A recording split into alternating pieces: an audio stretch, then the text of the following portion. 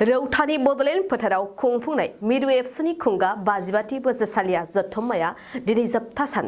दिनै जथुम्मानि जोबथा साननि गेवलां मेलाव आसामनि गिबि मन्थ्रि हेमन्त बिश्व शर्माया बाहागो लानानै गोबां रोजा रोजा बर' रायजो राजाफोरनि गेजेराव गावनि बेसेनगोसा बिबुंथिखौ लाखिदों। गिबि मन्थ्रि हेमन्त बिश्व शर्माया बिटिआरनि गाहाय खुंगिरि प्रमद बर'जों लोगोसे मन्थ्रि अशोक सिंहालखौ लाफानानै खौरांगिरिनि सिगाङाव बिटिआरनि सिमा बारायनायनि सायाव गोनां बाथ्राफोरखौ बुंथियो। गिबि मन्थ्रिया बुंदों सनितपुर आरो बिश्वनाथनि गामिफोरखौ बिटिआरआव सोसननो थांखि लानायनि सिगां गोनांथारै सावरायनाय जादों। एबसुआ बर' गामिफोरखौल' बिटिआरआव सोसननो सरकारखौ खावलायदों। गिबि मन्थ्रिनि बादिब्ला 80% बर'फोर थानाय गामिफोरखौ बिटिआरआव सोसनदों। बिटिआरनि सिमा बारायनायनि सायाव गासै एमएलएफोरजों सावरायनायबो जादों। गिबि मन्थ्रिया हा मोनथायनि सायाव बुंदों बिटिसि दाफुंनाय 2003 मायथाइनि सिगां थानाय सुबुंफोरासो हानि मोनथायखौ मोनफुंगोन। गिबि मन्थ्रि हेमन्त बिश्व शर्माया खौरांगिरिनि सिगाङाव बर'फोरनि सायाव मा बुंदों फै आबुं बाथ्राखौ मिथिना लानि। 55তম অধিৱেশনত আমি আজি সকলোৱে যোগদান কৰিলোঁ আৰু নিখিল বড়ো ছাত্ৰ সন্থাৰ যি ভূমিকা অসমৰ ৰাজনৈতিক সামাজিক অৰ্থনৈতিক সাংস্কৃতিক উত্তৰণৰ ক্ষেত্ৰত আৰু বড়ো জাতিৰ উত্তৰণৰ ক্ষেত্ৰত তাক সকলোৱে ভূয়সী প্ৰশংসা কৰে আৰু আজিও মোৰ বক্তব্যত মই নিখিল বড়ো ছাত্ৰ সন্থাৰ শক্তিশালী ভূমিকাক প্ৰশংসা কৰিলোঁ। বিটিআৰ সম্প্ৰসাৰণক লৈ শোণিতপুৰ জিলাত বিশেষকৈ প্ৰতিবাদ হৈছে। প্ৰতিবাদ হ'বলগীয়াটো একো নাই। মই ভাবোঁ যে সিদ্ধান্ত লোৱাৰ আগতে আমি সকলো পক্ষৰ লগত আলোচনা কৰি লৈছোঁ আৰু ই অকল আপচুৱে নিজেই কৈছে যে আমাক অকল বড়ো ভিলেজখিনি দিয়ক, নন বড়ো ভিলেজ দিব নালাগে। গতিকে বড়ো ভিলেজ বিটিআৰৰ অধীনত অহাত তাততো কাৰো একো বাধা থাকিব নোৱাৰে, কাৰণ অসমত আমি শিক্ষাৰ মাধ্যমো অসমীয়া কৰোঁ, পঢ়া শুনাত অসুবিধা হয়। গতিকে বড়ো গাঁওখিনি বিটিআৰত গ'লে তাততো আমিতো আপত্তি কৰিবলগীয়া একো নাই আৰু মই ভাবোঁ যে সকলো বিধায়কৰ লগতে আমাৰ কথা বতৰা হৈছে।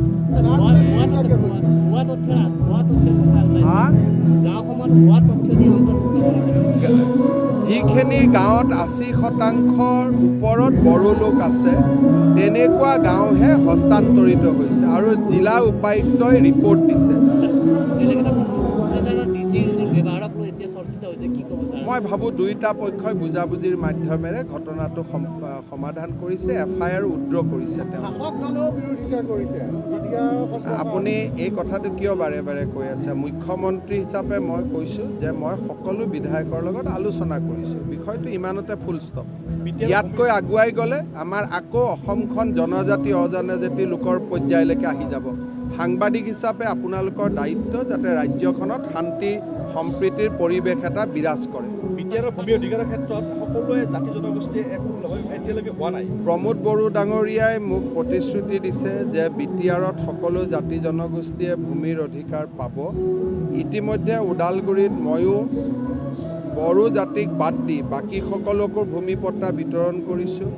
এতিয়া যিটো মিছন বসুন্ধৰাৰ দৰে আন এটা বৈষম্যতি চলি আছে, তাত অনাবড়ো লোকসকলৰ উত্তৰাধিকাৰী মাটিৰ এতিয়া তেওঁলোকে অনুমোদন দি আছে। একচনীয়া মাটিখিনি আচলতে এটা বস্তু আপুনি চাব লাগিব যে বিটিআৰত একচনীয়া মাটি মেদি কৰোঁতে যাতে সন্দেহযুক্ত লোকে মাটি নাপায়, সেইকাৰণে আমি যথেষ্ট চেষ্টা কৰি আছোঁ যাতে এটা উপযুক্ত নীতিৰ অধীনত এবাৰ মেদি পট্টাখিনি হস্তান্তৰিত হৈ যোৱাৰ পিছত একচনীয়া মাটিখিনিও আমি মেদি কৰিম। অসমত আৰম্ভ হৈছেহে মাত্ৰ, গতিকে বিটিআৰেতো অলপ অসমতকৈতো 1-1.5 বছৰ পিছত থাকিব, কাৰণ অসমৰ যিমান প্ৰশাসনিক ব্যৱস্থা আছে বিটিআৰতো ইমান প্ৰশাসনিক ব্যৱস্থা নাই। কিন্তু মই এটা কথা এইটো স্পষ্ট হ'ব বিচাৰিছোঁ যে বিটিআৰ প্ৰশাসন ঠিকে কৰি আছে, কিন্তু যিসকল বিষয়া আছে এই বিষয়াবিলাকে কিন্তু মানুহক মটিফাই কৰি আছে এইটো নহ'ব এইটো নহ'ব এই কথাখিনি। মই ভাবোঁ যে যিসকল বিটিআৰৰ বিষয়াই বিটিআৰৰ নিৰ্দেশৰ বিপক্ষে যাব তাৰ ওপৰত বিটিআৰৰ প্ৰধানে কঠোৰ ব্যৱস্থা ল'ব। 3টা কথাত স্পষ্ট যে বিটিআৰত বাস কৰি থকা অসমীয়া খিলঞ্জীয়া বা আমাৰ গোৰ্খা এই গোটেই যিসকল প্ৰটেক্টেড ক্লাছ আছে বা আমাৰ অসমীয়া ভাষী লোক আছে বা ভাৰতীয় লোকসকল আছে তেওঁলোকে ভূমিৰ অধিকাৰ পাবই।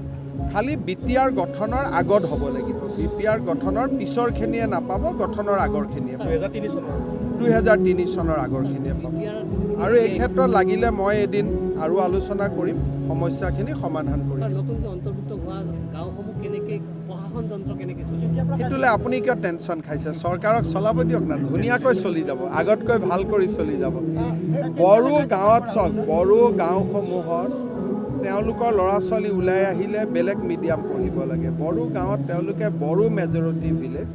বড়ো মেজৰিটি ভিলেজবিলাক শান্তিত আছে মিচিং ভিলেজতো আমি মিচিং অট'নমাছ কাউন্সিলত আছে শোণিতপুৰৰ বহুত মিচিং গাঁৱতো মিচিং অট'নমাছ কাউন্সিলৰ ভিতৰত আছে গতিকে যিটো কাম আমি মিচিঙৰ কাৰণে কৰিছোঁ একেটা কাম আমি বড়োৰ কাৰণে কৰিছোঁ তাততো কি শান্তিৰ পৰিৱেশটোৱে ভাল কৰে ছাৰ আগন্তুক লোকসভা নিৰ্বাচনত হাগ্ৰামা মহিলাৰ এইটো প্ৰশ্নও ইয়াতে কৰিব লাগিব নেকি দিয়ক আপোনালোক ভালে কুশলে থাকক আপচুৱে ভাতৰ ব্যৱস্থা কৰিছে নিৰামিষ নে কি মই নাজানো ভাল কৰি ভাত খাওক আৰু ইমান সুন্দৰ পৰিৱেশত আজি বড়ো অসমীয়া সকলো আমি লগ হৈ আছোঁ এই পৰিৱেশটো চলি থাকিব লাগে